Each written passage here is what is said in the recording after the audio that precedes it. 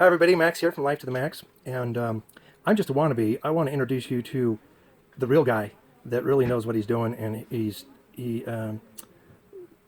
just good. He's just good in many different ways in life, but he's really excellent at getting better prepared and teaching lots and lots of people.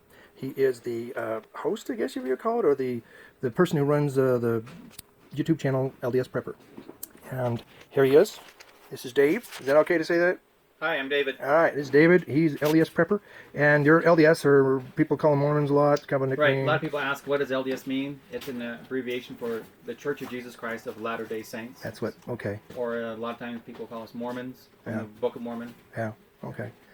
Good group of people. Most of the Mormons that I know are just really quality people, very caring, very nice. We're at a camp. It's where like-minded people that read the scriptures and they see prophecies of the last days, and they realize, it's going to be pretty challenging. Just like Joseph in the amazing Technicolor Dreamcoat, he received information that times are going to be tough in the future. Here's the good years. Take advantage of the good years to prepare for the other years, so you're good in the other years, when anyone else who doesn't prepare for those other years are going to be in a hard shape. And so we're here at a camp, people coming from all across the country to hang with this camp and to practice what they would live in if they had to evacuate, right? And so everyone brings what they would live in. Usually the nicer you can get, the better, because you're going to live in it for a while and maybe have to pack it up and move to another location. But we were just talking earlier, it's kind of like a car has a spare tire. This would be your spare house. So if you're in California and all those fires went through and scorched your house, if you had to evacuate, you could literally just hook up a trailer, drive where you need to, and set up, and you have a functioning home. I mean, you have purified water. You have a fridge to make your own ice and to keep your water chilled. You have a stove, ovens. You even have a cooling fan, so you could have cool air blowing on you. And you could set it up near your bed. Is it okay if I should show around?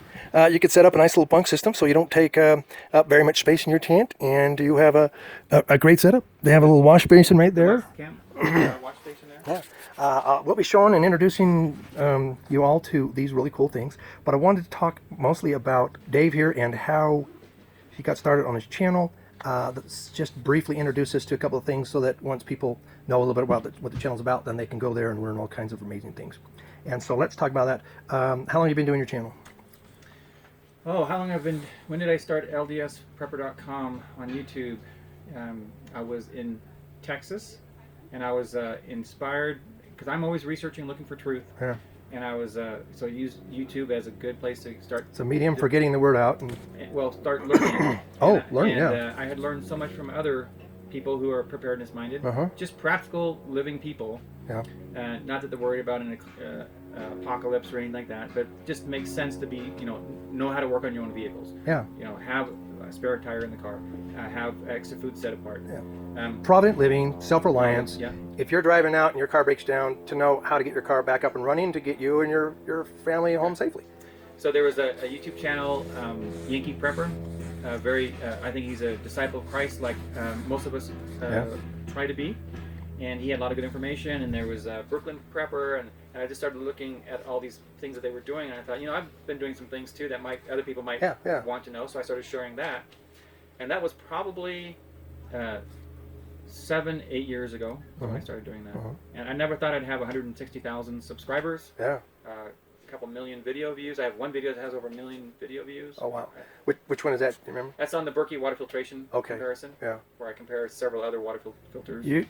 I attended one of your classes, and that was just phenomenal. The research you go into, the fine print detail hidden in the footnotes, kind of information, to get down to the bare bones. What does it really say? What does it really can do? Because you really want to know what is going to help. I mean, what's going to solve the problem? Too many people. One of my friends, Jim Phillips, a tremendous preparedness-minded person and world-class snow camper, he says that too many people have what they call a kit mentality. They just tell me what kit to get so I can get the kit, then I'm prepared, then I can not worry about this preparedness stuff, and I can go back to spending $100 a night going out to eat at some fancy restaurant, or you're going on a $9,000 cruise, and meanwhile you have nothing to show to be prepared for when all of a sudden something sad happens, like huge fires or tidal waves or earthquakes or tornadoes or floods or anything.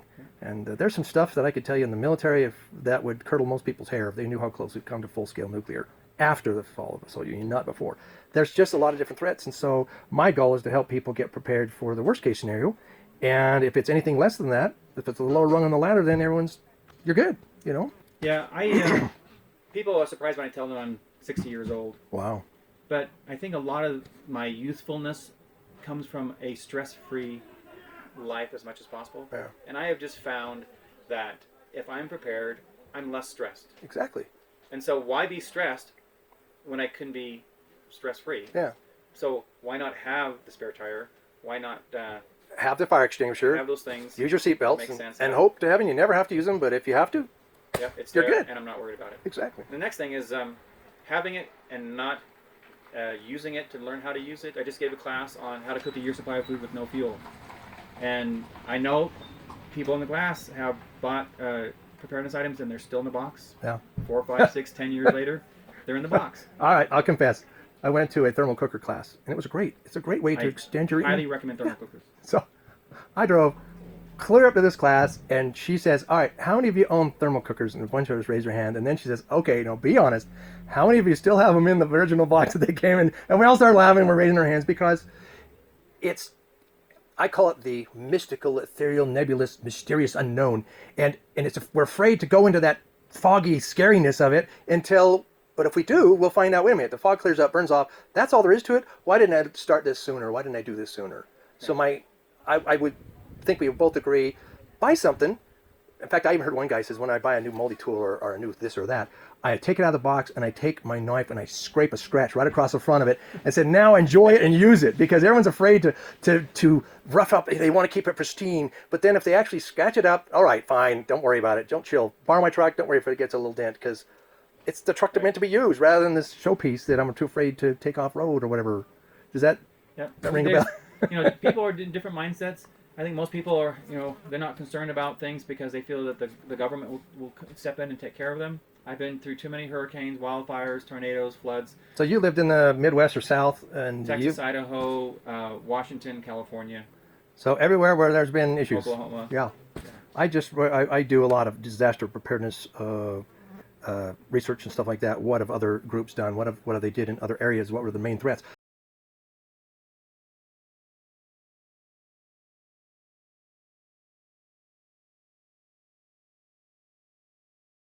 There is an island across the Atlantic that is starting to separate.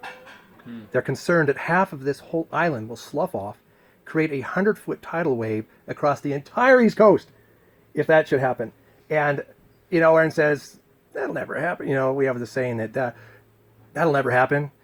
If it does happen, it won't happen here. If it does happen here, it won't happen to me. If it does happen to me, it won't be that bad. If it does happen to me and it does happen here and it is that bad, then why prepare anyway? So then there's an excuse to not get prepared. But if we're prepared and we know what the threats are, there are steps we can take to mitigate those and to be on top of the information of what's going on and know evacuation routes so you can beat the crowds. And you were in Idaho currently, right? Southeast Idaho. I decided to take the long drive to be in the eclipse totality. Yes. And I stopped too short, and I took the word for some bathroom attendant at a rest stop that it was going to be in totality. So if I'd just stayed in the road for 10, 20 more minutes, I would have been in totality. But I wanted to go up there to see what it was like, but I also wanted to test that solar disk fire starter. And I actually did research and filmed it and showed how much of the sun was actually blocked off and how much I could still start a fire with 95% of the sun gone. Wow. And so I'm going to share that on my show at some point. If I haven't put a link up here, pester me. I'll put a link up to that if you want to see that little research done. But then what I did, though, is I parked my truck, a Suburban, whatever. I parked it at the far end of all the parking because that rest stop was packed. Everyone was sitting there pulling out camp chairs. They all wanted to watch it. But I parked the closest to the exit on the side of the road in front of all the other cars. And as soon as that eclipse was over and started getting brighter and everyone says, well, that was great. And they all started, getting... I literally was able to pack my Suburban, jump in there and get on the highway, and I had no traffic whatsoever. My friends, let's wait an hour or so, let other they drove for 8-9 hours to get to where they needed to go. I had no traffic anywhere where I was driving. And so if you have that preparedness mindset, forward thinking, exactly, always ready for the next step and being a step ahead of everyone instead of 5 steps behind, and then you're stuck in the crowd, and then you're in a world of hurt, and then your spouse is yelling at you because you didn't do this. Well, you should have done this. Well, we should have been doing this. Well, no, you should have, and then you're at each other's throats instead of smiling and holding hands, saying, "I'm so glad we thought ahead."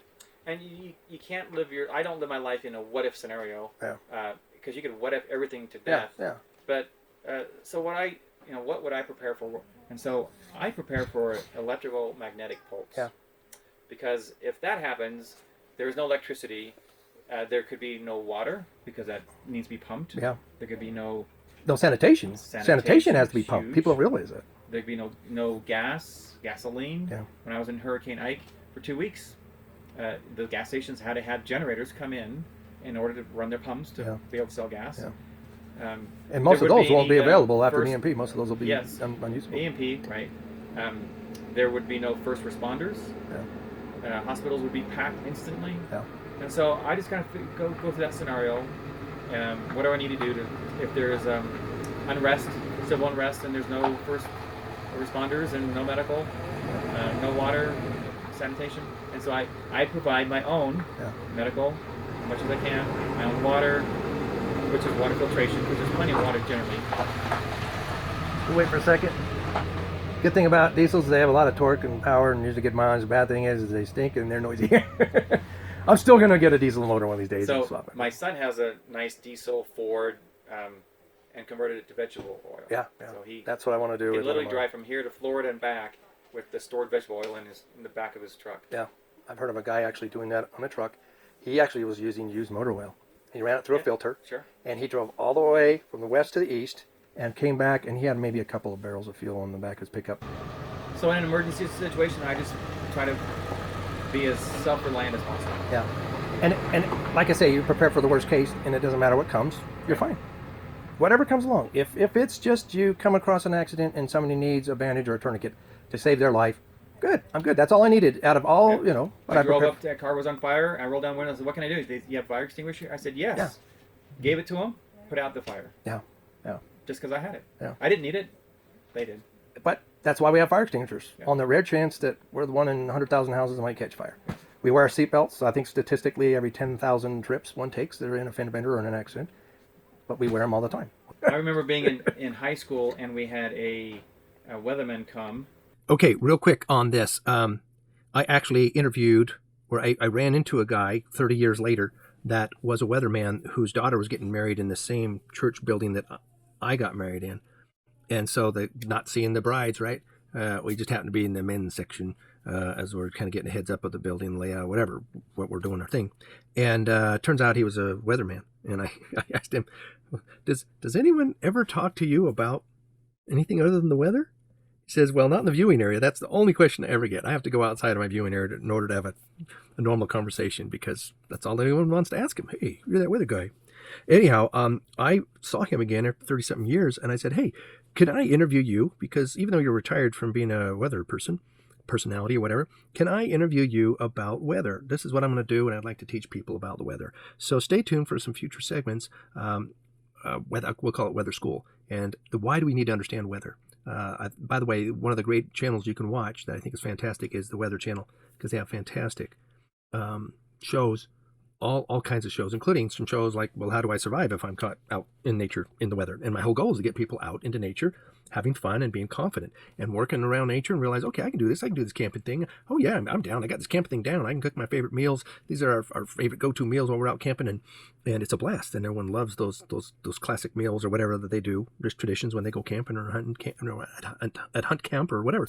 So if you understand weather, then you're going to understand how powerful Mother Nature is. It's either Mother Nature or Father, Heavenly Father, which art in heaven, that kind of thing. It's God or nature. Whatever you believe, it's tough. And either one of them, depending on what you believe, can kick your butt if you mess them up. And so we need to be really good to both and understand how nature works. And so God might say, look, I designed this world. I'm going to let it run its course. Intelligent design, but this is how things go. And sometimes they go in cycles. There's droughts like Joseph and the Amazing Technicolor Dreamcoat. There's 7 years of plenty growing seasons, 7 years of drought because they go through a cycle.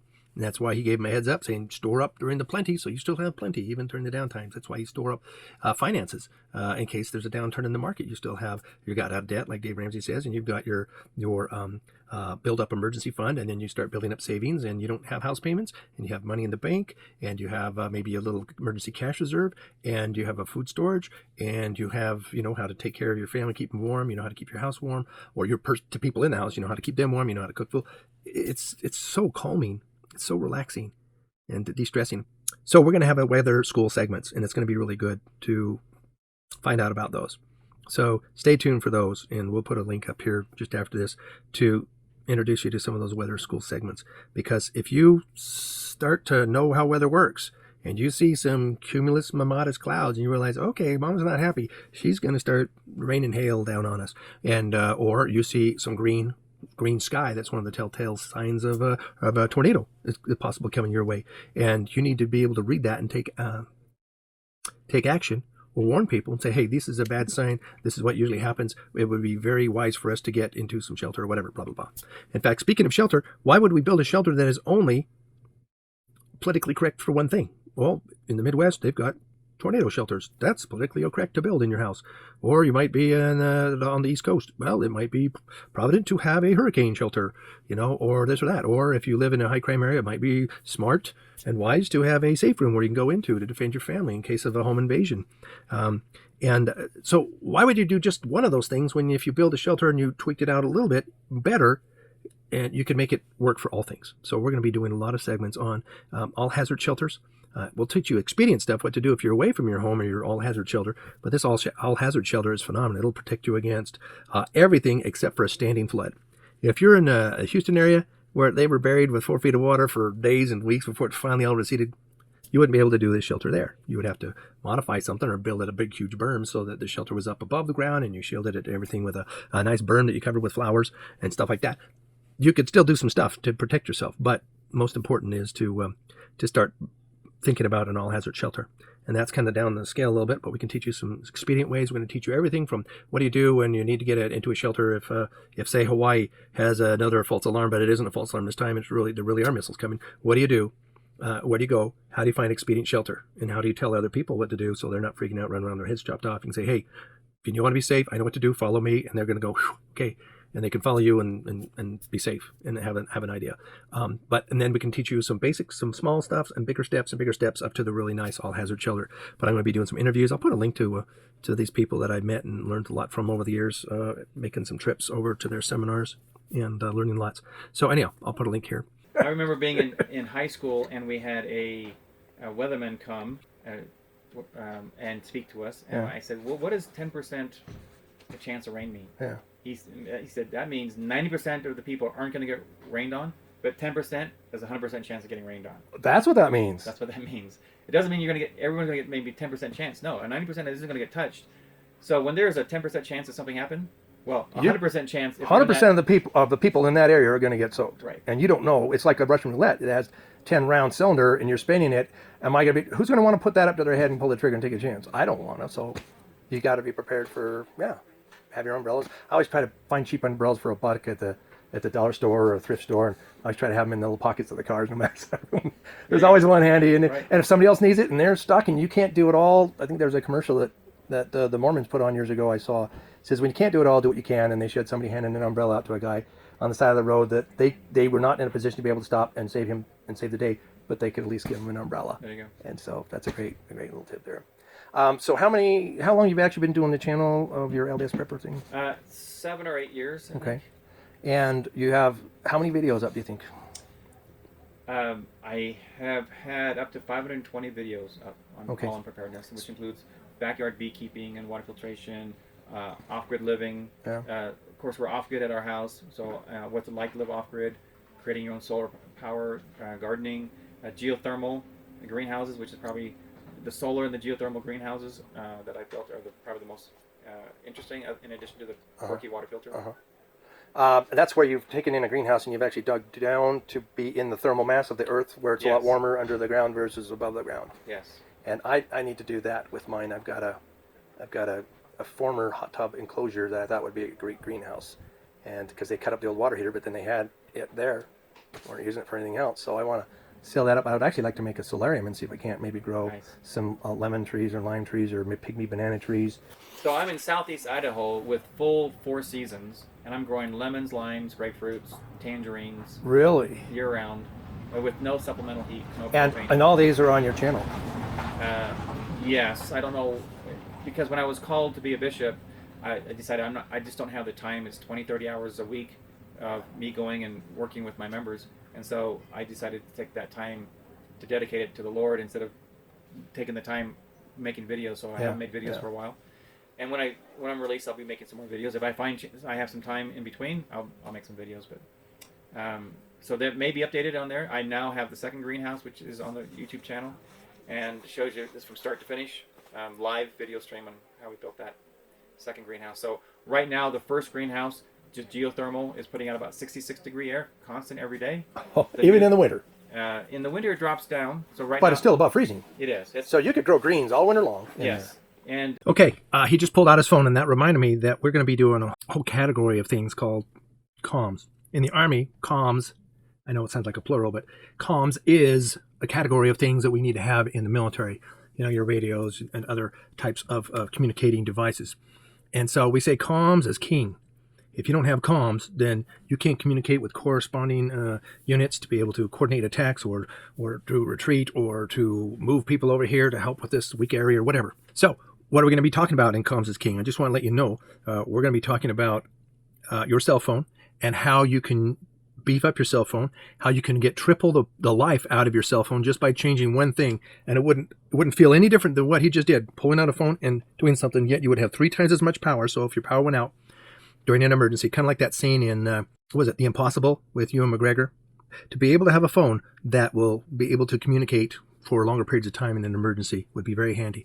We'll talk about a backup battery or charging device that's standalone, that you can continue to use this even if you're out in the field or in the mountains or whatever. As long as you have regular daylight, you should be able to continue to have power on a regular basis, and why that would be a good thing to have as a spare power source on you or part of your EDC everyday carry. We're going to be talking about the kind of apps that we want you to have on your phone that would be very, very helpful to you for general life and for any type of challenges or emergencies, and to take off the apps that don't do you any good. The Candy Crushes, the Angry Birds do you absolutely no good. I remember seeing a commercial where a guy was playing. He says, after the power went out, then my phone died after 23 consecutive games of playing Candy Crush. And it's like, okay, that's not the kind of stuff we should have on our phone. I don't think I have one single game on my phone. There's tons of things and tons of apps, tons of projects, or tons of things that you can do or read or listen to or be a part of if you're bored, rather than sitting there mindlessly playing that. So we'll also talk about the social media apps. I'm going to put a link right here to a segment that was done or that I captured on a presentation done by a person who was very concerned about how people's happiness levels are going down at the same point at which smartphones went up. And there's a direct correlation because it's social media. And people are so hooked into it and all that comparison. So we're going to teach you a little bit about that. And it'll be a wake-up call. This guy really bore his heart and talked about things that he needed to fix and change about him. He had some really traumatic things happen to him, and it really messed him up. And how he was able to overcome those. So it's a really good, inspiring segment that this guy did in a meeting that some township had put on that I was able to go over and check out. And it was very, very good. We'll talk about other kinds of things in communications, how you can turn your phone into a radio that's independent from the streaming telemetry that's coming from the cell towers or Wi-Fi, because when all that goes down, the power goes down, your phone might not be fried if the grid goes down after an earthquake, but you can still use that as a phone to be able to tune into a radio. And most people don't realize that most Samsungs or most Android phones have actually a built-in radio receiver for FM built into them. And we'll talk about that. So we're going to be talking about a whole bunch of things. So stay tuned for some really good stuff about your phones and the things that the best ways to use it while the grid's up, and how to use it and how it be most beneficial if the grid goes down. And you can still have a lot of really great apps and great information on it available to you. So stay tuned for that. And so right now, if I take a look at the 2, I am putting out 66.7 degree air. Oh, you got it. in the north greenhouse, which is where I put the tubes 8 feet down to the ground. Yeah. And then in the south greenhouse, I'm putting out 82.5 degree air. Now there's an example of what you should have on your phone, as opposed to Candy Crush or something like that. He actually has this telemetry that he can access at any time and know exactly how well his greenhouses are working. In fact, the technology he's going to be talking about, where he just countersinks these tubes and has a very low voltage fan that you can run off a solar panel or batteries, just gently circulates air, very low draw, and the thermal mass of the ground either heats it up or cools it, depending on if it's winter or summer, and keeps a very level in his greenhouse, and that's why he's able to grow some awesome stuff in there. In fact, when we went back east when I was 15, 16 years old, 14, 15, 16, somewhere around there, we stopped by Mammoth Caves in Kentucky, and I remember doing a tour of that, and it was near a big hotel. And they said that they actually piped the air in from this cave, which was a constant cool 56 to 60 degrees, somewhere around there. And so it's a little bit cool, especially when you're used to the, really hot summer, muggy air outside. And you go down, this thing's like nice and cool, almost cool enough to, put a jacket or sweater on kind of a thing. And they would pipe the cool air from the summer up into this to cool the building. And in the winter, it was actually warm, because 56 is pretty warm compared to, 10 degrees above freezing or below freezing, winter snap or something like that, cold snap. And you could pump that 56 degree air up and just tweak it a little bit to get it up to 68. And that would save them a lot of money because they were able to do this. And so you could possibly do this with your house or just with a greenhouse. In fact, one of my son's wife, her father is it's like a fire chief or a fire captain or whatever. I call him Chief Dan. And we're going to be actually interviewing him for some segments. I'm going to talk him into it. We actually have an interview, and that's what I want to do is I want to put a link here to his greenhouse. And they did this. They rented a backhoe, they dug down, they got the tubing, they put it in there. He reclaimed some components they was able to make this wonderful greenhouse out of. And he was able to pipe that air in there, and he showed me some figs, or his daughter brought some figs over from it because I did a tour of his facility. So I'm going to put a link here just to give you an idea of what people can do on a budget where they say, well, I can't afford it. It's a brand new greenhouse, and I have to dig down or hire somebody to do this and that. If you learn about these things, you can get some ideas that you can do this on your own for much less money. And very resourceful guy, Chief Dan. So proud of him. I'll put a link to his video there. But just know that there's some good stuff that you can put on your phone. And here's a good example of what you want there. So if you can imagine that kind of air coming out during winter, even if it was 60 degree air, and it was 0 Can you degrees heat your outside, house this way? You could definitely heat or cool So your could you house. have the exhaust coming out of... How does it work? Well, I'll have to watch it. So a lot of people actually use geothermal to heat and cool their heat and house. cool their house. Keep it stable versus the hots of summer and the colds of winter. So if you're heating and cooling your house with geothermal, and we're not talking about needing like hot springs under your house. We're just talking about burying tubes in the ground, and we're not talking about $10,000, $20,000, $50,000 installation of liquid geothermal. Yeah. We're just running air. Just tubes of air going down into the cool soil. I remember we dug down to a sewer fix when I was younger in the front yard, and we're down like 6-8 feet. The top of our heads is where the top of this. We probably should have had protection around so it didn't collapse on us. Luckily, it didn't. We know better now. But I was shocked at how cool it was in that hole. And you climb out, it's 100 degrees outside. And it's that whole principle that you're taking that thermally stabilized temperature, whatever air that runs through the ground, and it's cooler in the summer and it's warmer in the winter, and yeah, it's free. And that's what we're using for the first geothermal house. The second geothermal greenhouse, we're using rock. So we're actually heating the rock during the summer. And so and they call it earth battery. Anyway, it stores that heat, just like if you put rocks next to a campfire, put them in the bottom of the sleeping bag. It's going to last a lot longer because of the mass of the rock versus just taking dirt and heating it up. It's not going to last as long. So whereas we went down 8 feet deep for our first geothermal greenhouse, we went down 5.5 feet and just filled it with 4 feet of rock. And now that rock holds that heat. And so we have much higher temperatures coming out even during the winter. Probably 15 to 20 degrees warmer temperatures year-round between the two. Really? So if this is 60, this will be 80. If this is 40, this will be 60. So there's a constant. I've been tracking this 24/7. Yeah. There's a 15 to 20 degree temperature. You have like a data logger, and you can track all of it and see the trend and everything. Cool. So it's doable, people. You can learn these things. And, well, we definitely have to send more people your direction and check those out. So in the new greenhouse, I have 2 banana trees, 2 orange trees, mango, avocado, and kiwis. Unbelievable. In southeast Idaho. With no supplemental heat, I'm just turning a fan. And that little fan could be run by a solar panel and a few batteries. Very low wattage, yes. Yeah. And I have it at the lowest speed that the fan will go. See, I think what most people's concern is, I just don't know what to do, or it's not doable.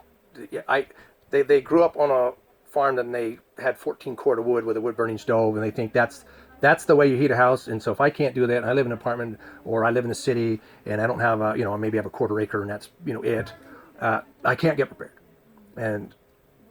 But there's a lot of advances. I remember talking to... If you live in the city, you need to be prepared. Oh yeah, actually you need to be able to evacuate because the city's going to be ugly. Yeah. I mean, look at what happens in New York when the power goes out for 24 hours. Yeah.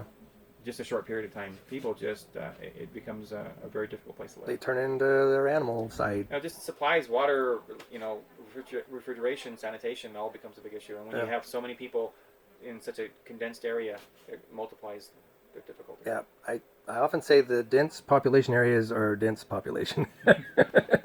It's good to get out in the rural. If you live out in the country, you're way better off than poor people in the city. But there's still ways you can get better prepared, Absolutely. even for short-term emergencies. Even if you're in an apartment in a high-rise, there are absolutely doable things you could do to be better. There's lots of good information online, just people sharing their experiences. Yeah. Well, I hope to interview a lot of first-hand cases and share some of those with people. You've lived through what kind of disasters, earthquakes, or? So we've lost count of the number of earthquakes between California and Washington. We just the Loma Prieta earthquake. We were 13 miles away from the epicenter. Oh my goodness! Wow! The double. Yeah, the double-decker collapsing. Yeah. We were right there. My wife, actually, this will date us, but it'll put us back into the time frame of that earthquake. My wife was in our waterbed with our young son, and the earthquake came, and it felt like somebody had just kicked the house. Well, the shock wave literally catapulted her and my son out of the bed, and she landed on her feet. No way. Next to the bed. No. Oh my goodness. I had a neighbor. There used to be an idea out there that there was a waterbed preparedness kit. And it was one of those units of like buy one each year supply of these, in these cases, or freeze-dried cans of this, and it'll last 25, 30 years. That is an option for supply. They're usually very expensive. I'd rather get bulk grains and put them in buckets so that I can start using it and rotating it a little bit easier. But we're going to be showing you some ideas and some suggestions on there. But that is one of those options. And what they did is they took these cases and they put them underneath the waterbed, and they packed underneath that space, and then they put the boards on that, and then they put the waterbed on top of that. Now, waterbeds I don't think anyone has waterbeds anymore. They were quite a bit more popular back in the day. But then it was said that the water in the water bladder of the waterbed could then be used as emergency water. I don't know if that's still a viability or not, but I also heard later on that the water that was in it, because it was in this plastic thing and had certain chemicals in it, that it wouldn't be safe. I don't know. But perhaps a waterbed, and the fact they even mentioned it in an old movie. It was an old classic. It was one of the early Molly Ringwald movies when she played this teenager. It was called Packing It In. This one guy had this storage room underground for fallout protection, whatever. But where the beds were, they were covered with little small waterbed mattresses that also doubled as a water source besides a waterbed mattress. But even if you had those, there are some water bladders now that you can put in your tub that after an emergency you think, oh shoot, I better get as much water. There's something coming. I better get as much water as I can before no more water's flowing through the pipes. And they would fill up this bladder that would fit inside your bathtub and store, 100 gallons of water, whatever your tub capacity would be, in this water bag. And then you could drain or offload that water as you needed it into buckets or pitchers or smaller water jugs or whatever. But even if you had it in one of those waterbed mattresses, if you had a distiller, you could distill the water and leave any nasty chemical residue stuff behind. I'm wondering if that's still a viability. Like I said, everyone's going for these fancy memory foams or air mattresses or whatever, but I wonder if that old waterbed system is still an option. So anyhow, that's my thoughts on waterbeds. Let me know if you know if there are some kits that are still out there like that. That might be an option for some people if they're interested. The Loma Prieta earthquake, we were 13 miles away from the epicenter. Oh my goodness. Wow. The double. Yeah, the double-decker collapsing. Yeah. We were right there. Goodness. I had a neighbor. He pulled up to his house, and his house moved 6 feet in front of him while he was on the slab. Didn't move of his driveway, but the house moved. Popped off the slab. It must not have been anchored very well to the slab. So yeah, we've been through a lot of oh those. My goodness. And then when it happens, what do you don't have water, you don't have electricity, you don't have sanitation, you don't have food. Yeah. You can't go buy it because all the stores are in the same situation you are. Okay, that's what I'm saying. It could be a lot worse than what we're going through with this current situation, and everyone's freaking out, or a lot of people are stressed and nervous about it because they're not prepared, and they realize, what if this was one of the situations that LDSPrepper guy is going through? And so we have to prepare for those. And if you realize now, okay, I'm not really prepared, I need to be better prepared, especially if it was a regional or a national shutdown of the power grid. And all those things aren't going to be working. Cars aren't rolling, deliveries aren't being made. Thank you for our truck drivers. I used to work alongside you. Used to drive 630 miles every night. For, I worked 7 days a week for 3 years. Lost guard on the weekends. So 7 shifts every week and then 9 shifts once a month. Yeah, it was a rough one. Beat the heck out of my system. A lot of repetitive stress injuries built up from that. But, sometimes you got to do what you got to do to make ends meet. But if it's one of those big ones that he's talking about, that's what you have to prepare for. So prepare for the worst case. And then we'll work down to where if it's just pandemic and the grid's still up, the internet's still up, the gas station still works, we're still delivering to the stores, then we're in insanely good shape. We don't have to run and panic and buy toilet paper and water and extra food at the stores. Oh, with everything electronic these days, a few hours your phone will be dead, and where's your economy? How are you going to swipe or tap or use Venmo or anything? Right. You may not be able to use any of that. And most of the people don't realize that a cell phone, it is a radio telephone. There's usually 3 radios in there, one transmitting to a Bluetooth, your headset, one transmitting to your Wi-Fi, one transmitting to your cell towers. But those cell towers are hooked into the grid. So when the grid goes down, there's an incident. I talked to a ham radio guy, and he said that there was this guy that was a sheriff, and they were in a meeting, and all of a sudden there was a tornado that happened in his city. I think it was over in Salt Lake or wherever. And everyone got on, their pagers went off. All these sheriff's deputies, all their pagers went off, and they all went to their phone, and none of their phones worked because the tornado took down the cell towers. Yeah. One of them had to be a ham radio operator, went out to his car, turned on the net, found out what was going on, went back, was able to tell everybody else. They all went to go help dig people out and help them in this tornado. So, it's... After Hurricane Ike in Texas, I was reading on FEMA's website how they had turned off the cell phone towers so that the first responders and everybody coming in to help could have that bandwidth. Okay. And so even though they were powered and running, you and I were locked out. Were literally locked down. On their website, they said the only mistake that they made is that they didn't turn off texting, and people figured out that texting was still working. So now they turn off the availability of the cell towers and texting to the general public. Okay, that's interesting. I did not know that they intentionally shut it off. And the fact that they shut off, or they're going to in the future shut off even texting, is of concern. So what I would say is, if you have an emergency and you need to make a phone call or you need to communicate very quickly, while you might still have a chance before they decide to shut it off, before they kind of get their head on straight and realize what happened. All right, we're going to need to shut these off, and that might get to that point on their protocol list, quite a few minutes later. But if you can quickly have some kind of family protocols that you can go by, that the second something like this happens, as quickly as you possibly can, report in via text to maybe a family group text and let us know immediately what's going on. That would be helpful. Or if you can contact an out-of-state point of contact, a family member that doesn't live in your area, because texting out or calling out is so much easier to get out of a conflict area than to try to come in, and it creates that bottleneck. So calls going out, much easier. Calls coming in, not good. So if you must or try to get communications on your phone, do so as fast as you can after the fact. And see if people can check in and everyone can get an update before they do shut off both the cell and the text feature. The reason why texting is good is because that if you do text somebody and their phone is dead, all those text messages that were sent to you before they're just kind of waiting in the queue. And as soon as you power up, boom, boom, boom, boom, you'll have all these text messages. And so that's another nice thing about using text, is they'll be saved in the queue and you'll get the update just later than you intended. But it's like, okay, I read my email, but I read it a couple days later, but you'll get those. Well, as I remember, and tell me if this sounds like what you've learned, is that texting is the best way to communicate, even if the cell towers haven't been turned off for first responders. This is the first few hours before the first responders are gearing up and then traveling to your city. But that you have a better chance of getting a few X's and O's with characters through a text. Absolutely. Than to trying to use the voice bandwidth, where it takes so much more to reconstruct your voice. So that's one of the best ways to communicate, is through texting versus trying to go. And then also texting out of an area rather than trying to have people call in, because that's a bottleneck, everyone trying to call in. But you can call out, like if you have like I have a sister that lives in California.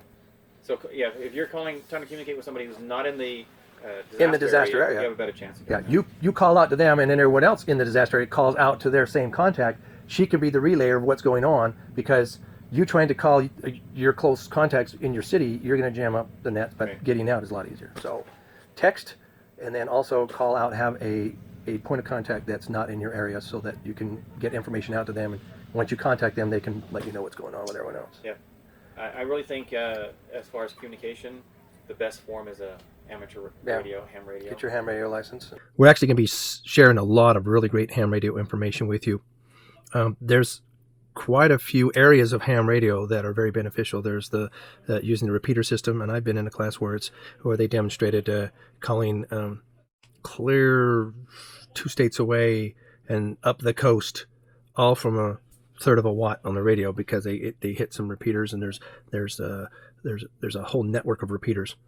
Yeah, we'll show you what to do to be able to get access to some of those nets, and you can call all over the place just with those repeaters. I mean, our instructor keyed up and said, "Hey, we're having a ham radio class. We're just demonstrating some of the capabilities. Is anyone out there?" And some guy from San Diego calls in and says, "Yeah, it's great, dude. It's awesome hobby. I got into it." And then he says, "Okay, great. Anyone else?" And some guy from San Francisco keys up, and it's all through a little radio through a repeater system. There's also repeaters in space. They're called Oscars, orbiting satellite carrying amateur radio. And sometimes satellites need ballast. They need extra weight. Rather than put some kind of cement in there, the ham radio club will communicate with these people that are sending up telecommunication satellites or whatever, and they say, "Hey, can we put a amateur radio repeater up there?" And so they'll build this repeater. People with a rocket will put it on it, and they'll set it up. And there's a whole slew of Oscars repeaters in space that you can tie into. It's a whole nother area. I was with a friend of mine, and he was working satellites from a parking lot, talking in some cases to the 14 western United States, all from satellite, which is kind of cool. Anyhow, there's a number of clubs and organizations we'll introduce you to.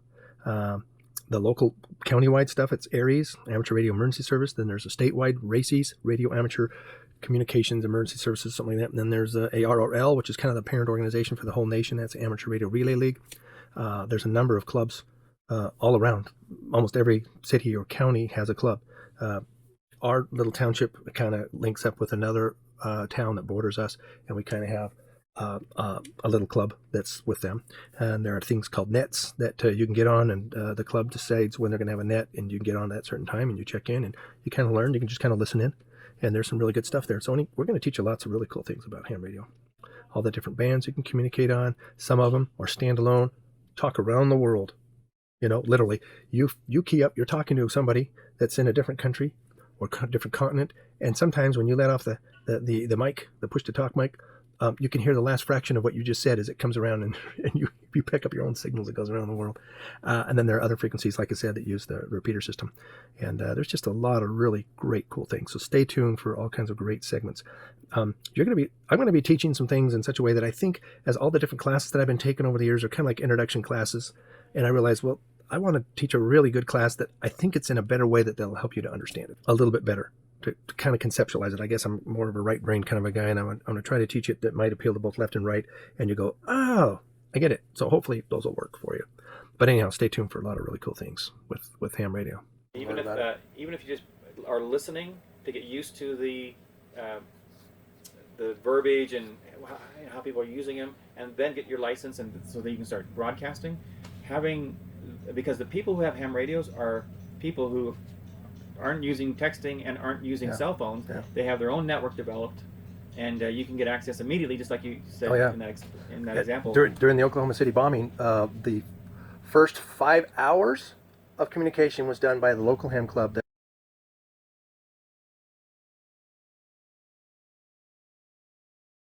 raced in, and they're all designed to handle emergency communications. That's one of the main reasons for ham clubs, is to be able to handle emergency communications.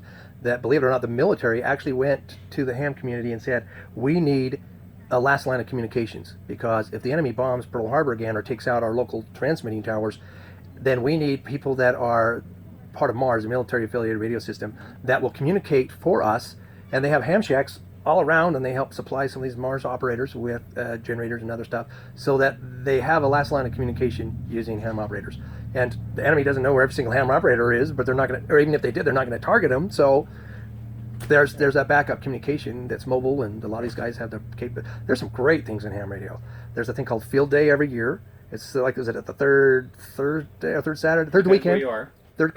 But anyhow, in June, they have a field day everywhere, all across the country, and everyone goes out, the clubs go out, and they set up their rigs in the field somewhere, and they set up their antennas and their battery out, and they communicate from one guy's trailer or tent in one field to another guy's, and there's competitions to how many.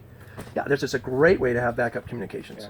Yeah. And so take your ham radio class. And by the way, I did mention this, both of us just attended a ham radio class this morning that was being offered this morning. I wanted to mention to him, and I actually went to PrepperCon in Salt Lake. I made the trip to Salt Lake to do that, and there was a guy teaching a ham radio class, or communications class there, And I asked him about it. And there's actually a ham radio that's also a cell phone that's available out there now. And they're upgrading the cameras to stay on top of the latest, but they have some really good comms there. And if your cell tower goes down, you have your ham radio with you. Right there. And you have a lot of the apps that have emergency apps that are there, and you can still refer to those references and have those. So if people are considering getting a ham radio, you might want to consider getting a smartphone ham radio combo. I just referenced a ham radio cell phone combo, and this is an idea that I had decades ago, and this is back when most cell phones were like flip phones. I thought, wouldn't it be cool if they could combine a cell phone and a ham radio, so you only had to carry one, you had it with you at all times because you're going to carry your phone all the time, and if you had your ham radio built into it, that'd be great. At the time, it just wasn't feasible, and I was told that it just probably wouldn't work because phones had been growing so fast and improving so much, but they've kind of stabilized to the fact that they're very smart, and they have a touch screen, and they have increased memory, but so what I found out is I think there is something like that out there, and I'm going to do some research on it, see if we can't get our hands on one, test it out. I think that they do more of the modern operating systems for Android, and they have pretty good cameras on them, but it's also a ham radio. Now, it also might, because ham radio has a lot of things, including packet, which means you can send data through ham radio frequencies. It's not as fast as a super fast internet anymore, but as a backup, it might be good to send information through, not just voice.